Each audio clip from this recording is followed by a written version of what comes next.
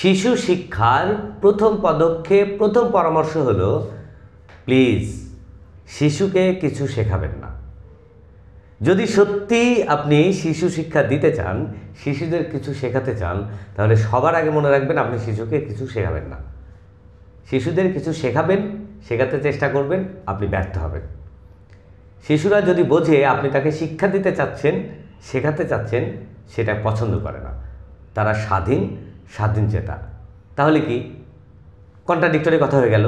কিছু শেখাতে চাইলে প্রথম পরামর্শ আপনি তাকে কিছু শেখাবেন না। তো শিশুরা বানরের মতো নকল করতে ভালোবাসে। আপনি তাকে যা শেখাতে চান সেটা তার সামনে করেন, আপনাকে দেখে দেখে সে নকল করবে।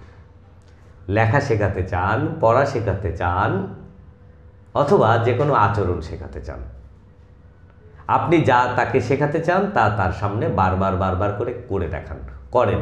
এমনকি সে যে দেখতে বাধ্য হচ্ছে এটাও করার দরকার নাই। কৌশলে আপনি তাকে আপনার সঙ্গে এনগেজ করেন, তাকে নিয়ে খেলেন, এবং আপনি যা করছেন তা যেন সে স্বতঃস্ফূর্তভাবে দেখতে পায়।